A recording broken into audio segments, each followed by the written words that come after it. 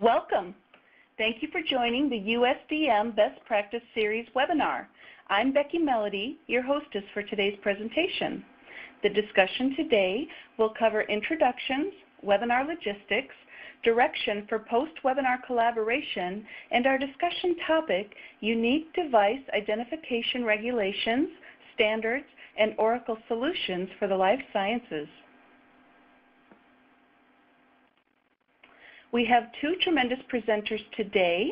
Jim Kerr, Vice President, Life Sciences Commercial Practice for USDM, is a seasoned leader with over 20 years of experience among several verticals of the life science industry, including medical device, pharmaceutical manufacturing and distribution, biotechnology, and clinical and contract manufacturing as an ERP, MES, program manager, and computer systems validation subject matter expert. We're also proud to have John Denise with the Oracle team presenting, and John has 20 years of experience implementing and developing information technology solutions for the pharmaceutical industry. As a Senior Director of Life Sciences in the Oracle Industry Business Unit, John works with customers and Oracle sales and analysts to define and communicate Oracle's solution strategy for the life science industries. In his 18 years with Oracle, John has driven new industry-specific capabilities into Oracle solutions in the areas of regulatory compliance, manufacturing execution, and supply chain integration.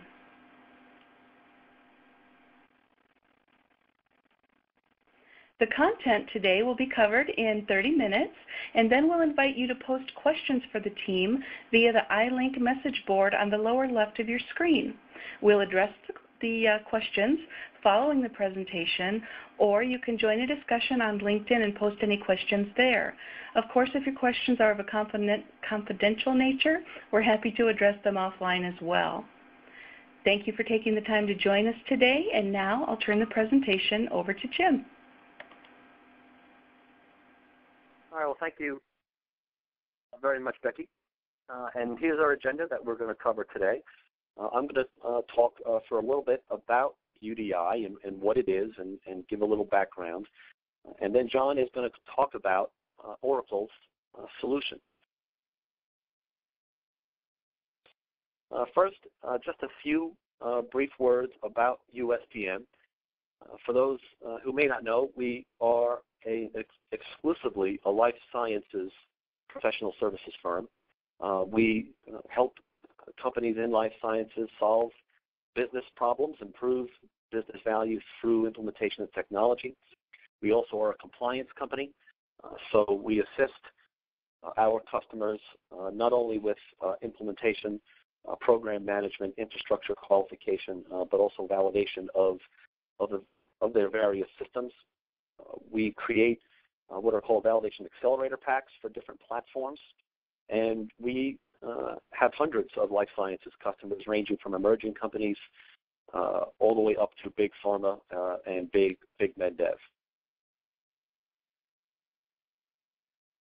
This slide here depicts essentially the life sciences value chain and the computer systems or solutions associated with each. And we like to think of them in these three areas: research and development, commercial, once products are commercialized, and then also customer relationship management. At USDM, we have 7 different practices that align both vertically with these three areas, as well as horizontally across these areas. So we have an R&D practice, commercial practice, which is the practice that I'm involved in, as it includes ERP, MES, and PLM systems, as well as our other practices that you see below. We have been working with Oracle for many years. We've been a partner for many years. John and I have been partners for many years and have helped Oracle develop many of the functionality that exists today in systems like the eBusiness Suite and JD Edwards and Agile, et cetera. We have helped our customers with Oracle EBS, Oracle MES, J.D. Edwards, Agile, Oracle CRM, Siebel CRM, as well as Argus in all of the different areas in life sciences. We have a lot of experience using the Oracle toolset, and we also create specific implementation and accelerator packs specifically for EBS, Agile, J.D. Edwards, and others. So let's talk a little bit now about UDI. And essentially, as those of you who are in the medical device industry may know, there is a problem with identifying and tracking medical devices throughout the supply chain. In pharmaceuticals, at least in the United States, products are assigned a national drug code, a consistent and standard coding method. And again, such a coding method does not exist today in medical devices. So, for example, a product might be identified in a manufacturing plant with one code, but as it goes through the distribution centers, it may be identified as a different code. And then, of course, again, once it actually gets out into the field.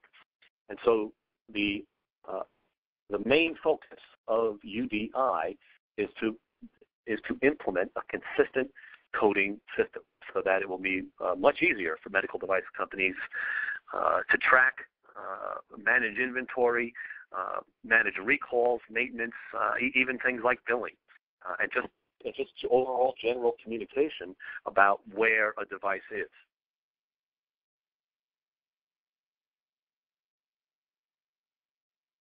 Advance it to the next slide here.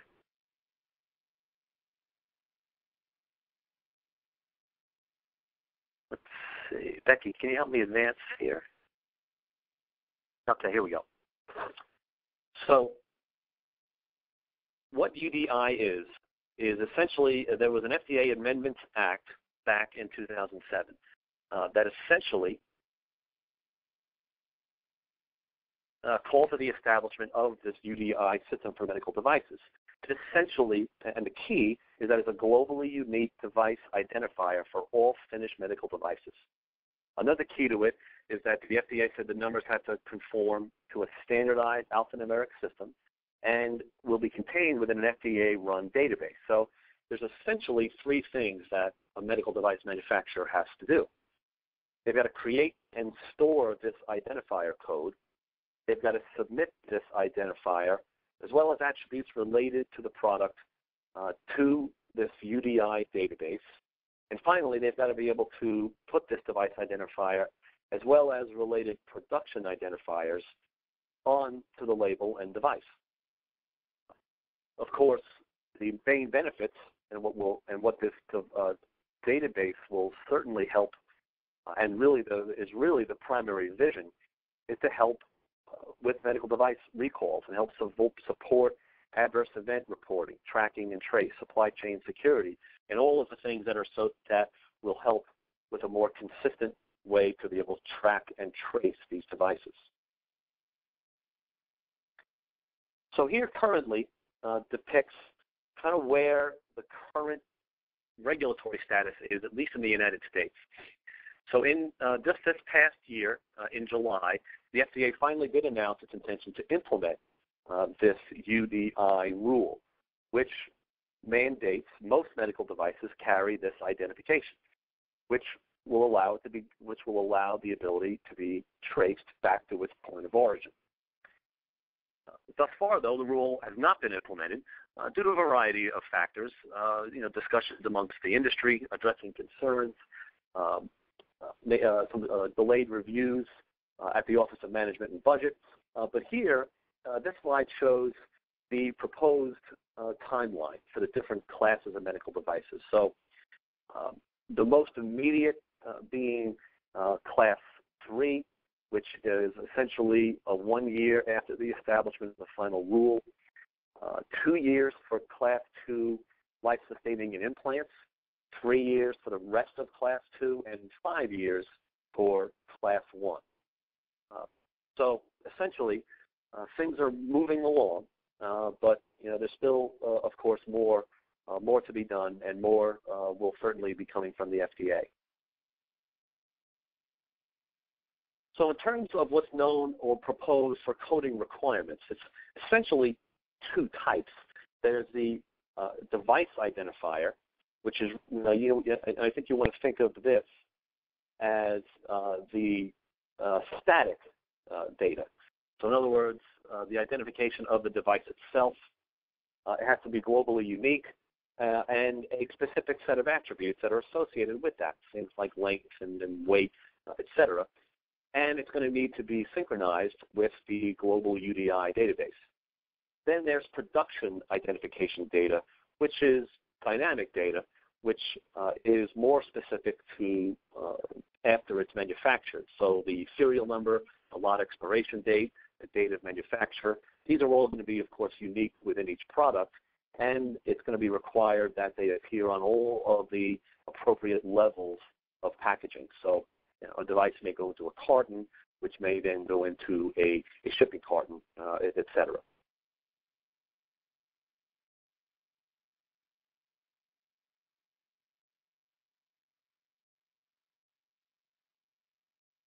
And here we see a list of the proposed device identification attributes that are being discussed.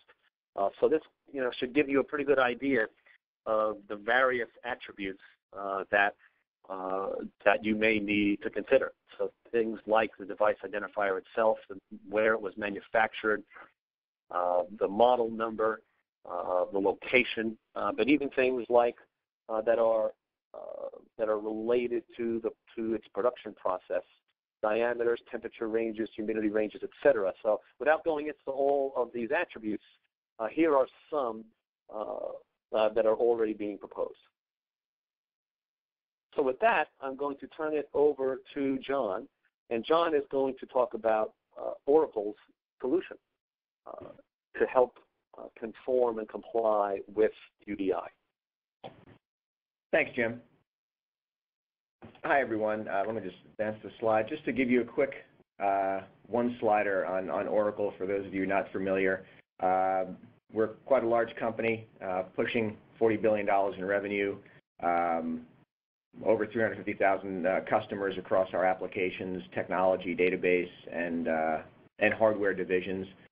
And as you probably have known, if you keep up with tech news, we've done a lot of acquisitions over the last several years, but we also do a lot of organic development of our products, and we continue to enhance the products that we do acquire as well. We invest quite heavily in research and development, and as a matter of fact, our R&D expenditures in our most recent fiscal year are in the $4.5 billion range. So we're investing very heavily across acquisitions and organic development, and the solutions that I'll talk about that make up the solution set for our UDI capabilities are a combination of acquired products as well as organically developed products. One of the things that I want to point out as well is at Oracle, we do strive to be number one in the markets that we compete in. And on the right-hand side there, you see across our product lines, we're number one in database, number one in supply chain management applications and CRM and HCM, and also focus very heavily on key industries, and life sciences being one of those, and that's the area that I focus on. So I just want to do a high-level overview of the solution requirements from an IT solution perspective. This does talk to the regulatory requirements that Jim had laid out. And if we look at the SAN diagram here and kind of go from left to right, starting with device identification, you need to make sure that you have capabilities to model your products and identify your products in a standard manner. Device attribution, associate with your device, with your product codes, a number of attributes. And Jim had a slide there that has around 30 or so attributes that FDA has specified need to be captured and managed associated with a medical device. And they've been quite clear that the list of attributes may change, so it's not a static list.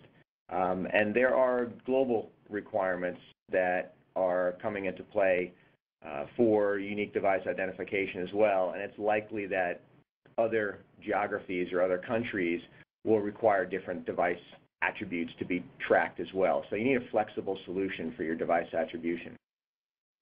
And the next slice of the pie there of the fan is the data propagation. You need to have a way to share that data or transmit that data to the regulatory, the database that the regulatory agency or agencies are developing. And FDA is developing what they call the Global Unique Device Identification Database, or the GUDID. And then you have your production identification, capturing of the dynamic data for your individual product units or runs of product, right? So lot information, manufacturing information, expiration for some products, and serialization for some products as well. All of that information needs to be encoded on labels and applied to the product. And then we have packaging and labeling, so the actual execution of the packaging and labeling, and some of your ancillary capabilities for customer service, your back-end ERP, managing data quality and metrics around all of these things, analytics. These are kind of foundational solution areas that support UDI, really basically the transactional back-end, if you will. So if we build this out, I'll clear out the requirements and present here what the core solution or system elements are that are part of our solution for UDI. And at the core of this is what we call Product Data Hub. It's our master data management solution for product information. At its core, the UDI requirements are present a master data management issue to medical device industry. So you really need to make sure that you have your house in order in terms of how you identify your products in a standard way. And you can rely on industry standards like GS1 or HIBIC. We happen to work quite closely with GS1 and are members of GS1 Healthcare and GS1 US and GS1 Healthcare US, and making sure we understand these standards, so we're incorporating support for these standards into our applications. So using Product Data Hub, it provides the management database for your device codes and all of the descriptive attributes around those devices. So it handles device identification, device attribution, and it also provides the capability, and we partner with a company that is the intermediary between our data hub, our master data management solution, and the global data synchronization networks. And that's also a GS1 standard for sharing product data across the supply chain. So it's kind of a hub approach for all the partners in the supply chain to share their product data. So as a manufacturer, you load your data there, and your suppliers and your customers can access information about your products from that central data hub. So from our master data management solution, we provide the ability to synchronize your product data to that data synchronization network, which in turn, as I'll show on a subsequent diagram, provides the mechanism to synchronize directly to the FDA's Global Unique Device Identification database. So there's various ways to synchronize to the FDA's database. One is going through a data pool, which is a global data synchronization network provider. Another is to synchronize your data directly to the FDA's database. And another way is to synchronize using just flat files, or actually FDA has said that they'll support a spreadsheet upload capability into their database. Probably not the desired approach for medium to large size organizations, but might work for a very small organization. Another component of our solution is our PLM, our Product Lifecycle Management solution, which is our Agile product. Agile provides an alternative for managing your device information and the device attribution. So in Agile, you can initiate the product records for all of your product information, as well as the resources that are used and the processes that are used to manufacture your products. So it can also be the master for your product data. An option is to have potentially in large organizations, sometimes there are multiple PLM solutions that would then synchronize to a central product data hub for master data management. So that would be one way. You can utilize both PLM and a data hub. And the data hub really comes in handy, especially when you have multiple systems that you use that require the access to the product data. So it provides a mechanism for centralized storage and also cleansing of that data. So all of the systems that utilize that product data can access a clean repository of product data. And the third core system is our serialization solution. So understandably, most medical device companies who manufacture products that need to be serialized may have serialization solutions in place today. However, they may not be run at the enterprise level. There may be multiple systems. They may not be fully rationalized. With the UDI regulation, it's going to become important to really have your serialization solutions rationalized and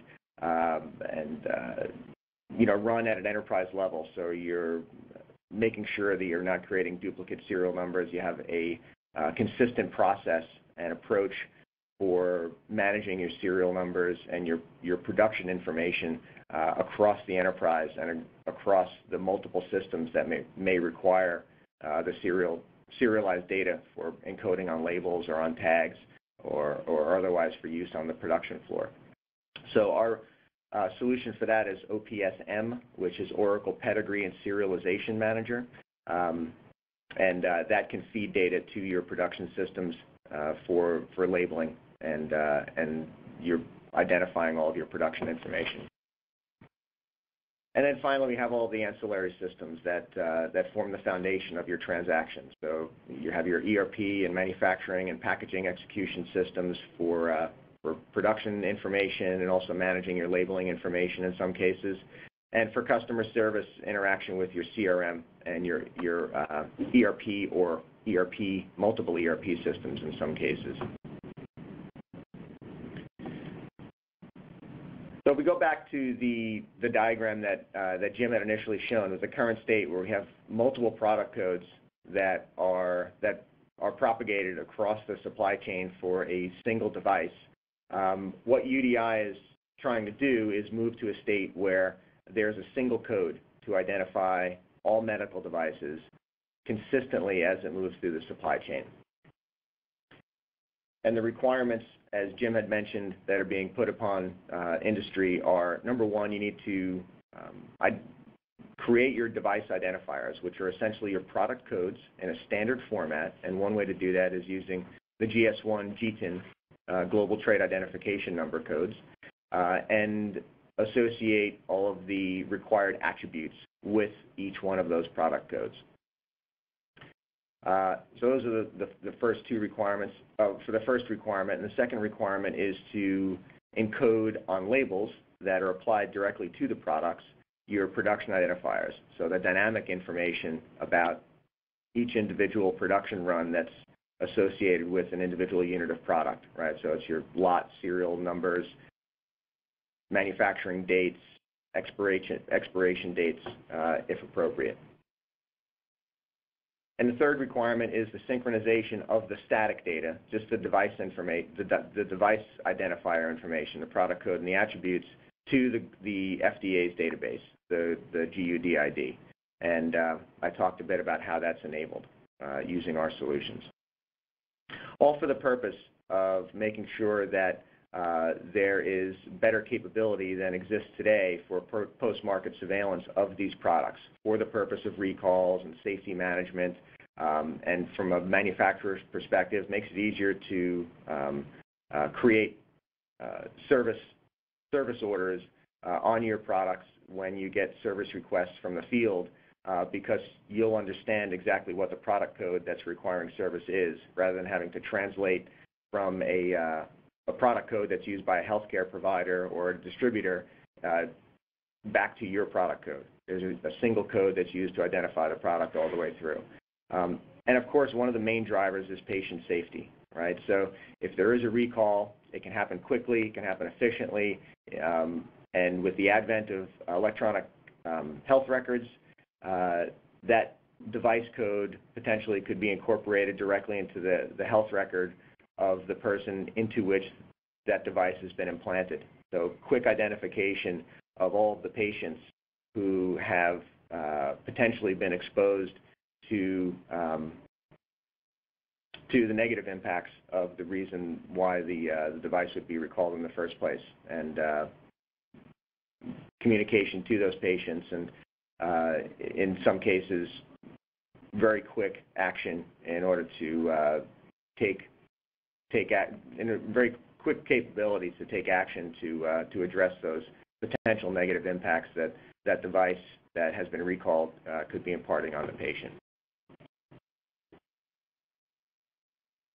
So just the last couple of slides, just want to go through in a little bit of detail the components that I previously referred to. So Oracle Product Hub is the source of clean data for your enterprise, right? So it's a hub that can import product information from various sources, the various systems that you run that also maintain product information, and cleanse that data, and communicate it back out and make it available to the other systems that need that product data as well, right? So you may have customers that are being input into your CRM system, in Oracle's case, into your Siebel CRM system. That customer data be cleansed and import into the product hub, and then made available for other systems that need that data as well. So they would be able to access that data in a standard format. So your ERP system obviously would, in many cases, require customer data as well. So it can access that directly from the data hub. So you can have a single source of entry, and then a single source of storage of a standardized version of all of your master data. In this case, we're talking about product data. And it's important to have clean product data that's in a standard format. And we also have a set of solutions that support enterprise data quality on your product data. So in situations where you may have product information coming in on a purchase order, where you have a product code on that purchase order that is supposed to match your product code, but maybe it has dashes or other special characters in it, our data quality solution will automatically strip out those special characters so that the data precisely matches your format for your product codes. You can also pull a product code out of a descriptive field on an inbound purchase order, and put that directly into the product code field where it belongs. Another example is you may have a unit of measure for your product incorporated into a text field on an inbound purchase order. They can strip that out and put that unit of measure into its appropriate field in the product data hub.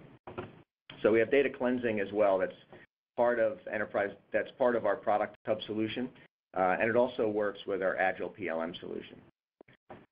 I mentioned our product data hub manages product information and also enables the synchronization to the global unique device identification database. And here's kind of a schematic of how that would work. On the left-hand side, you have your data hub.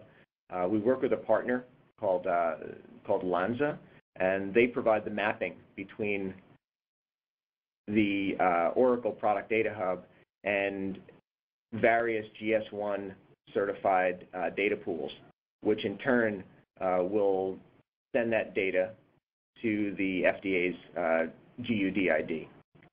So by using Oracle's Oracle Product Data Hub, you already have a solution in place for the synchronization of your of your device identifiers and the attributes to the global unique device identification database.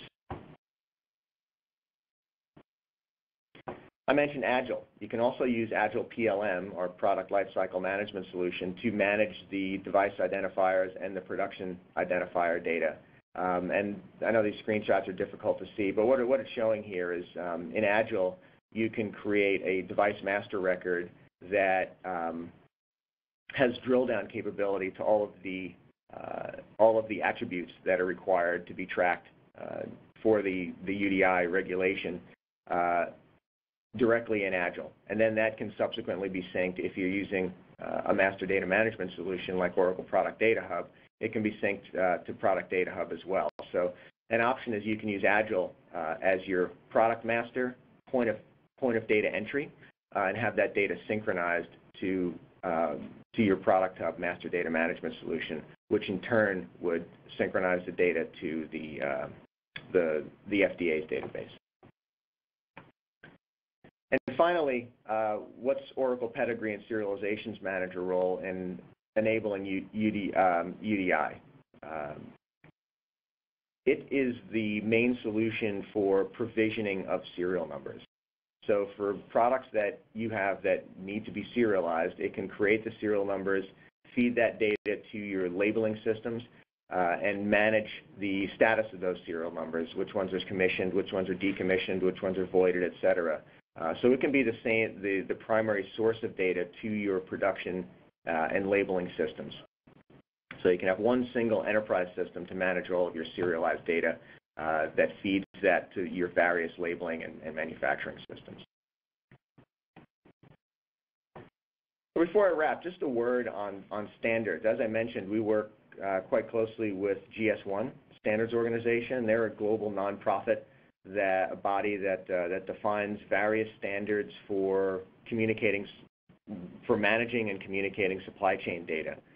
They have, and what I'll highlight here are the standards that are most relevant to the UDI regulations. Number one is the product information, the global trade identification numbers, and those are the standardized identification keys, globally unique identification numbers for all of your products. There are also standardized globally unique identification keys for locations as well, and those are called global location numbers.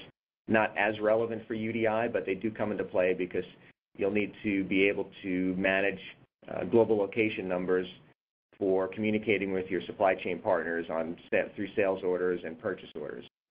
Moving forward, it's more and more likely that your customers are going to be requiring that you can communicate with them through in the ordering process just identifying their locations and your locations using global location numbers. I also mentioned the GDSN, the Global Data Synchronization Network, and that's a standardized way of sharing product data or the static data about products, and that's your device identifiers in the medical device industry in UDI terms. And finally, we are also focused on delivering what's called EPCIS solutions or EPC information system solutions for sharing of event data as products move through the supply chain. Not quite as relevant for medical device industry today, but there is the possibility that moving forward, regulations may evolve similar to how they are in the pharmaceutical industry for tracking and tracing of medical devices, and that's where EPCIS will really come into play.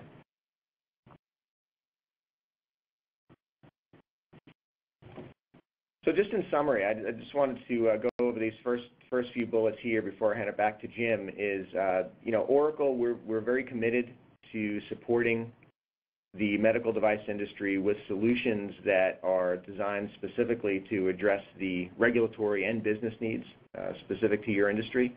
To that end, we are working with a number of customers to address the needs for UDI. We know that this is something that's going to affect you all, and we have a broad set of integrated solutions today to support those requirements, and we are actively working with customers to understand where we can improve those solutions to even better provide better support for those requirements. Yeah, and on top of that, as with Oracle's integrated solution, we too at USDM recognize this, and we really deliver all of our services this way. Our individual consultants are medical device experts in all of the relevant areas. They're also Oracle experts, as they've worked with these companies with various Oracle solutions. They're also the regulatory compliance experts, and you really need all of these things, all 6 of these check marks that are on this slide. We believe to really get the best solution, most cost-effective solution possible.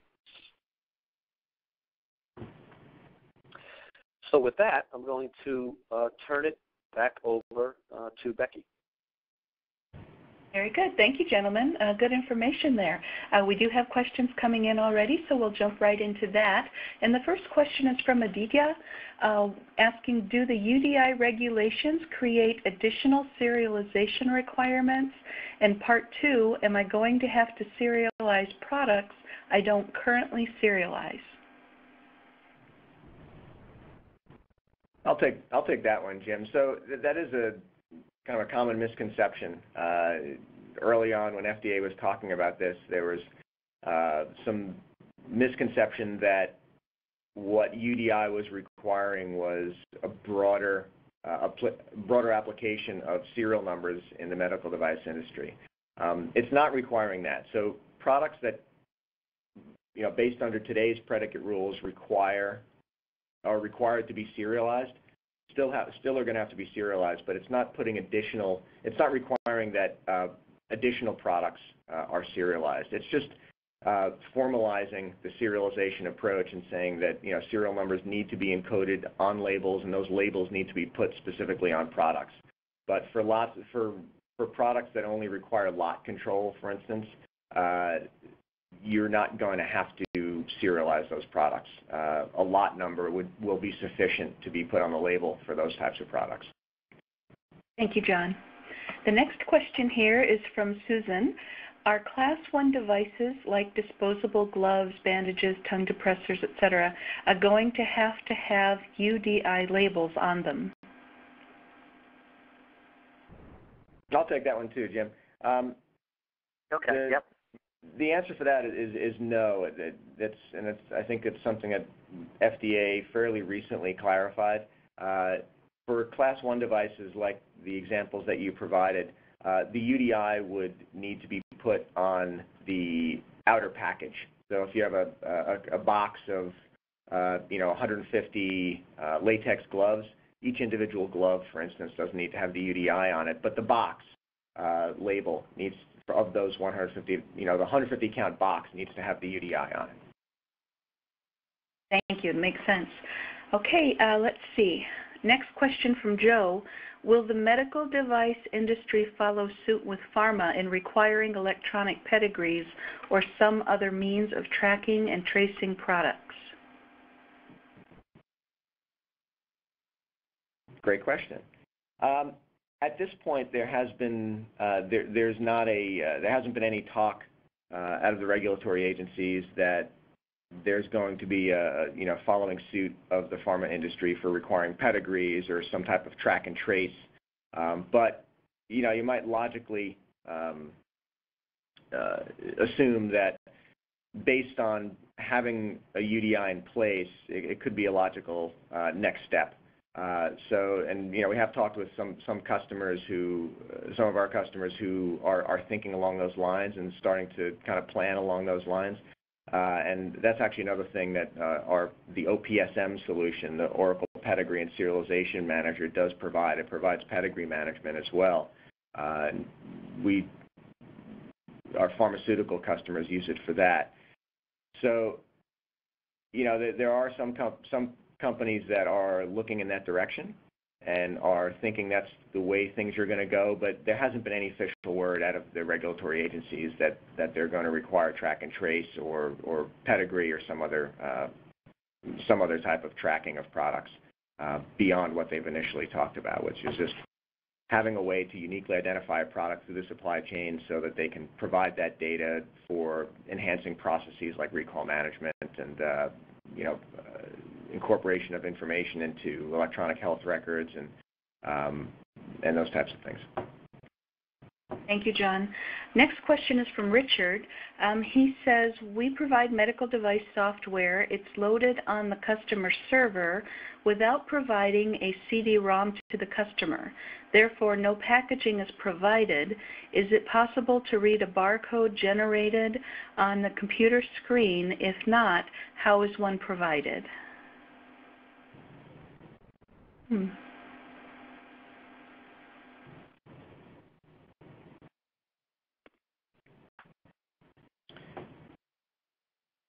Okay, I'll take a stab at that one. So, yeah, that's an interesting one. I guess essentially it means can a barcode be read that's delivered electronically through a screen? Okay. Yeah, I don't know that the requirement for software or is a forces you to have a barcode representation of the information. I think it's appropriate for software. For instance, if you're computer software that you have on your laptop or on your tablet, if you go to the About information under Help, you'll often see the version number and various other pieces of data about that particular release of the software. I think that's the type of information or the type of presentation that has been discussed thus far. I don't think for the software it's necessarily required that you have a barcode representation of the data, as long as the data is available at least in human readable format. Thank you. Okay, the next question is from Brindusa. JDE has currently some limitations when returning product from the field. Same serial number cannot be used, and companies are forced to add suffixes to the serial number that makes traceability more difficult and also reconciliation with other systems like field databases, Agile PLM, where recording deviations and nonconformances. And the second part is if we add the suffix to the serial number of the products for a refurb unit, we cannot use it again if the unit will have subsequent refurbs.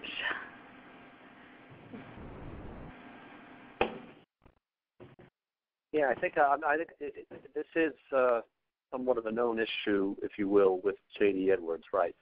Where the same serial number, or if that serial is returned, the J.D. Edwards system says, well, you can't use this because it's already been in use. So I guess what they do is they append. Companies are doing that, right? So John, what are your thoughts on that? With appending a solution, especially with the way and what are your thoughts on Oracle? Using either Data Hub or Agile to help address that.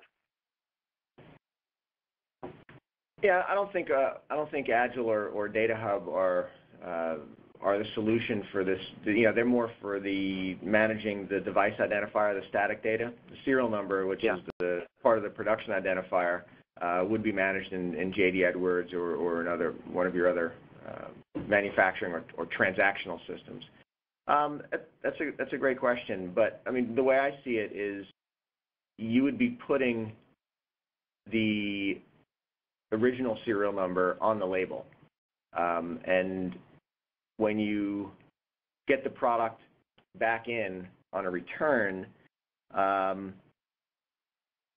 my understanding, and I'd have to look into this a bit further, is you'd have to create a suffix for that, right? But you have the base serial number identified on the label. You may have to relabel it when you return it, but you would have to keep track of that genealogy of the original serial number, and that went into the new serial number. so as long as you had a way to document, that returned product, let's say it was a -1, that the original serial number was without that -1, and you could provide that to FDA, I think that would be, the advised way to go.